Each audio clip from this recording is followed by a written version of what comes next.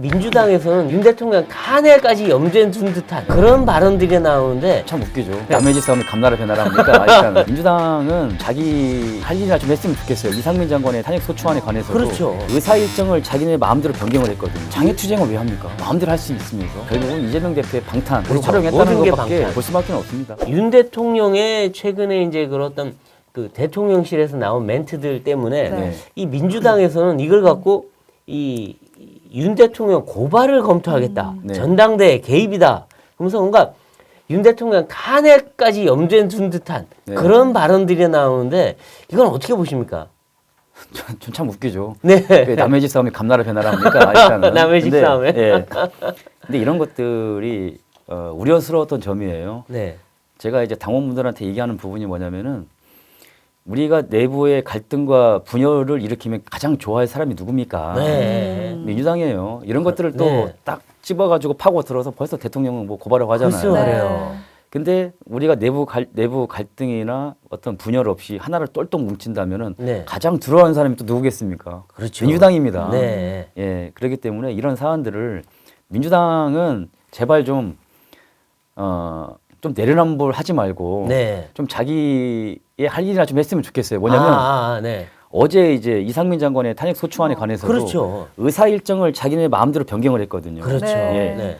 근데 한편으로 보면은 장애투쟁을 왜 합니까? 그러면 네. 자기 마음대로 할 수 있으면서 그러니까요. 장애투쟁이라는 것은 소수의 정당이 국회에서 원활하게 활동을 못했을 때, 그렇죠. 도저히 할 수가 없을 예, 때. 밖으로 나와가지고 국민들한테 호소하는 게 장애투쟁이거든요. 그렇죠. 네. 근데 어제 장애투쟁하고 오늘 와가지고 의사일정 장애인들로 의석수 많으니까 바꾸고, 네. 이건 뭡니까? 그러니까 장내에 문 열어놓은 거는 방탄 위에서 열어놓은 거고 네. 장외는 또 자기들이 다 할 수 있으면서도 장외 나와서 또 그러고. 그렇죠. 그러니까 장애투쟁이 결국은 이재명 대표의 방탄, 그렇죠. 활용했다는 모든 게 것밖에 방탄. 볼 수밖에 없습니다. 아, 그렇죠.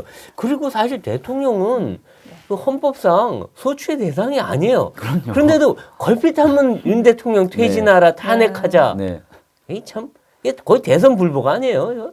그렇다면 이 탄핵이라는 게 실질적으로 탄핵의 명분이 좀 있어야 되는데 네. 그렇다면 의석수가 많은 쪽이 이제는 그냥 뭐 탄핵 운운하고 네. 탄핵 투자 발부 순으로 이제 진행되면은 과연 우리 국가가 어떻게 돌아갈까요? 그러니까요. 그게 염려스러운 부분입니다. 그러니까 이상민 장관 탄핵도 사실 요건이 거의 안 돼요. 네, 그러니까 네. 불법, 위법이 명백한 게 있어야 되는데 무슨 위법과 불법인지 네. 자기들이 낸 소추안에도 명확치가 않아요. 네네. 그러니까 경찰에서도 이미 무혐의가 난 걸 갖고 이렇게 하면은 도대체 그냥 국정 흔들기밖에 더 되나 싶은 생각이 듭니다. 그래서 윤석열 대통령께서 처음에 대선 출마할 때 슬로건이 뭡니까? 공정과 상식입니다. 그렇죠. 공정과 상식에서 법의 질서를 지키기 위해서 윤석열 대통령이 나온 거예요. 네. 국민들은 그걸 환호하고 그것을 받아들였기 때문에 대통령이 된 거고요. 네. 국민들은 저는 잘 알 거라고 봅니다. 아, 그렇군요. 네. 근데 좀 우려스러운 게 하나 있는 게 네. 지금 그 김기현 의원의 후원 회장인 심평 변호사님이 네.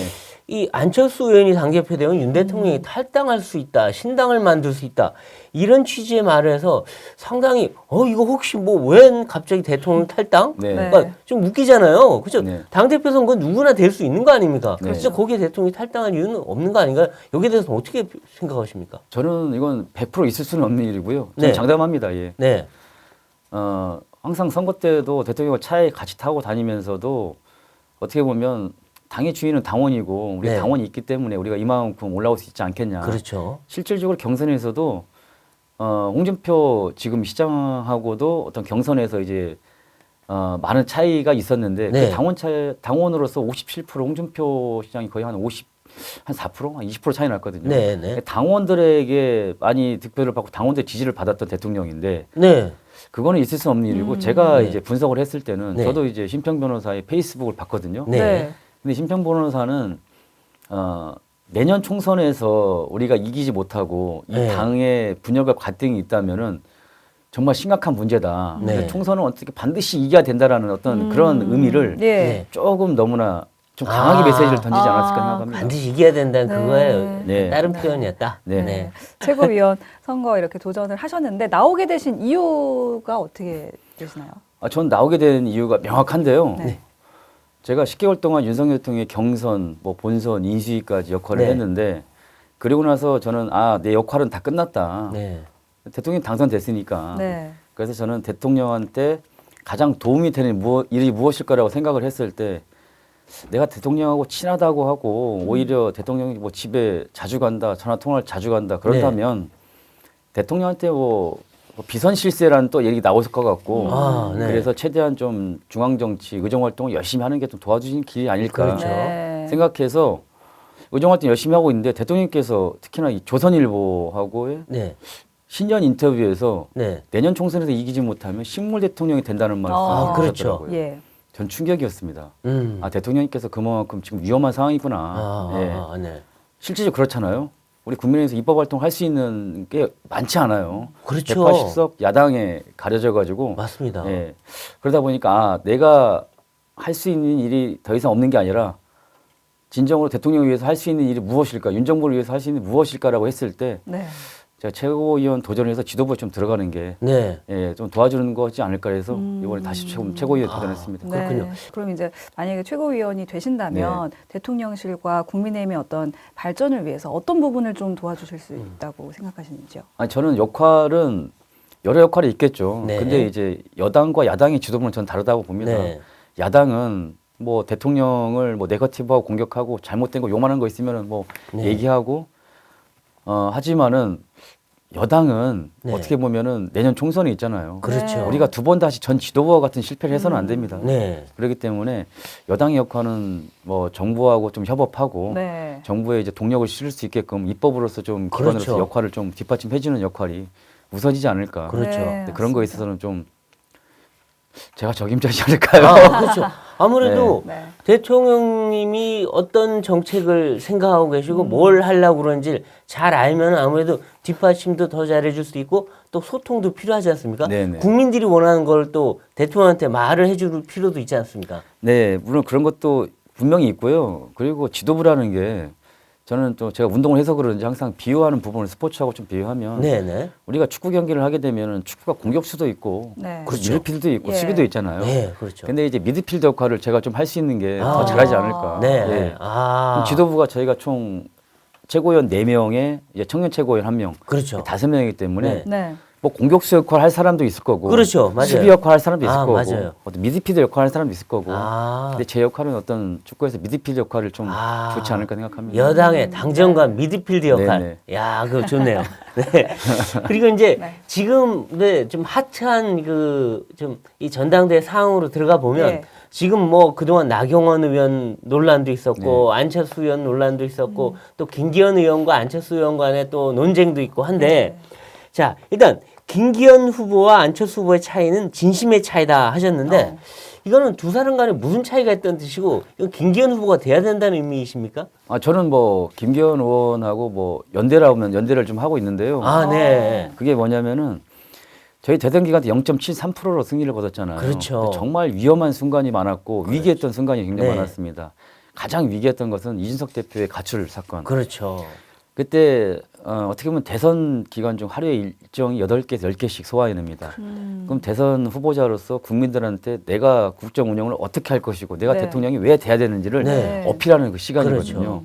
근데 1분 1초가 정말 아까운 시간에 네. 제가 일정을 맞추고 백브리핑을 하게 되면 기자분들이 항상 언론인분들이 얘기하는 게 질문이 네. 이준석 대표가 언제 돌아오냐, 왜 가출을 했냐. 네. 그렇기 때문에 국민들한테 호소할 수 있는 시간이 모든 것이 다 이준석 가출 사건으로 막히는 어. 겁니다. 아, 그렇죠. 네.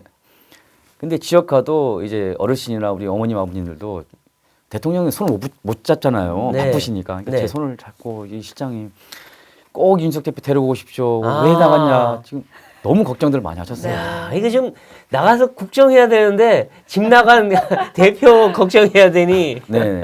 네, 이준석 전 대표 이야기 하셨는데 사실 이번 전당대회에도 이른바 친 이준석계로 불리는 네. 인사들도 출마를 하지 않았습니까? 그분들의 성적은 좀 어떻게 전망을 하십니까? 아, 저는 굉장히 좋은 기회라고 봐요. 뭐냐면은 이번 전당대회에 뭐 이준석 계열이 출마하기 전에 네. 이런 말이 있었잖아요. 네. 대선 기간 때 이 당원 가입 수가 거의 한 40만 2배 가까이 네. 늘었는데 과연 그 이준석 대표를 보고 당원 가입을 많이 했는 건지 아니면 어. 우리가 정권 교체 열망으로서 국민들이 당원 가입에 많이 한 건지 예. 네. 이번 전당대회 성적표 나오지 않을까요? 아, 네. 거기서 이준석의 진정한 실력이 나타날 거다. 네, 그래서 이번에 출마한 계기가 전 참 좋다고 보고요. 아, 오히려 네. 확인할 수 있다. 네, 그래서 좀 3월 8일 날 네. 우리가 좀 확인을 해보면 어떨까 싶습니다. 아, 예. 그러니까 이준석 대표로 인해서 참 고충도 많았고 네. 논란도 많았던 건 이해가 가는데, 근데 요번에 나경원 의원 사태라든가 예. 아니면 안철수 의원 상황을 보면 이준석 전 대표랑은 좀 결이 틀린 사람들인데 다르죠. 네. 네. 근데 안철수 의원에 대해서는 아까 안철수 의원은 왜 안 된다는 것이고 또 김기현 의원이 왜 돼야 된다는 것인지 한 번 더 설명해 주실 수 있겠습니까? 그 이준석 대표 가출 사건으로 그때 이제 굉장히 이제 위기였는데 네. 그때 김기현 대표 원내대표였잖아요. 네. 그때 맞습니다. 이제 울산을 가서 네. 이준석 대표를 손을 붙잡고 데려오고 그다음에 네. 우리 윤석열 대통령께서 또 협의를 좀 구하고 네. 그래서 결국은 이제 뭐 국회 예결위에서 일단 어떤 봉합이 돼가지고 네. 그래도 이제 극적인 0.73% 이겼던 것 같아요. 근데 네. 그 순간이나 그 위기를 어떻게 보면 봉합을 해준 게 김기현 대표라고 저는 생각을 해요. 그렇네요. 네. 네. 네. 그때는 어느 누가 해줄 수 없는 부분이니까. 아, 그런. 그때 좀 절정한 시간대에 봉합을 했기에 우리가 0.73% 이겼지. 네. 그거를 해결하지 못했다면 아, 정말 좀 위기의 상황이 있을 수도 있지 않았나 생각합니다. 그렇죠. 네. 그렇죠. 아, 그런 역할을 김기현 의원이 했다. 그리고 안철수 네. 후보는 네. 물론 훌륭하신 분이죠. 네. 근데 이제 신뢰성의 문제고 그 진심의 문제인데 네. 안철수 대표 후보가 전당대 출마하기 전이나 아니면 지금도 윤석열 정부의 성공을 바란다. 네. 또는 단일화할 때 본인은 정권 교체가 첫 번째지 사심은 없었다는 말을 하셨어요. 네. 근데 그때 당시만 해도 단일화 과정에서 2번이나 약속을 파기했거든요. 아, 네. 예. 그리고 인수위원장 할 때도 어떤 그 국정 정책을 자기가 생각하고 조금 반대다는 입장으로 좀 네. 맞지 않다 생각으로 뭐 잠행하고 잠적하고 네. 그런 좀 시간이 있었는데 네. 과연 우리 안철수 후보가 당대표가 만약에 된다면 네. 또다시 당원들과 또는 이제 지도부하고 소통이 이루어지지 않는다.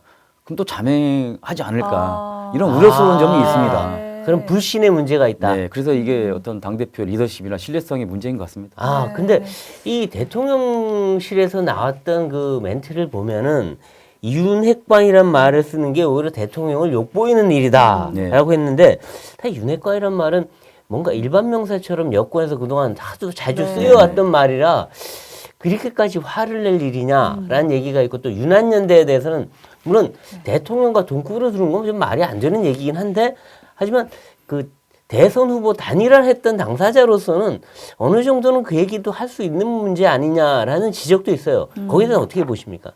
일단 첫 번째 윤핵관은 얘기를 좀 해보면 네. 네. 좀 물어보고 싶어요. 네. 윤핵관이라고 얘기하시는 분들한테 네. 제가 윤핵관인지 아닌지 먼저 물어보고 싶습니다. 아, 만약에 제가 윤핵관이라면 네. 저는 10개월 동안 18시간에서 20시간 하루에 네. 하고서 이제 정권 교체가 이루어지고 네. 그리고 나서 입원을 2주 동안 하면서 그렇게 고생을 많이 했는데 네.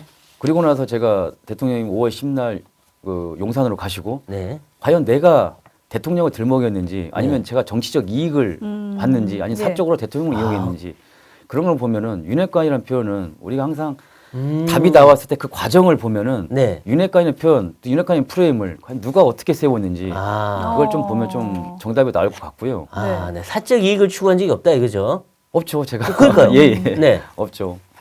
그리고 두 번째는 이제 나경원 대표님 불출마나 아니면 네. 그 뭐 안윤연대 이건 저는 뭐 대통령실을 얘기했을 때 참모진으로서 좀 얘기할 수 있는 건 전 당연하다고 보고요. 네. 근데 이제 나경원 대표님이 불출마했을 때나 아니면 안윤연대 안철수 대표 얘기했을 네. 때 지금 가장 많이 논란이 되는 것은 대통령실에서 당무 개입을 너무 심하게 하는 거 아니냐라고 말씀하시잖아요. 네. 자, 나랑 뭐 안윤연대이다.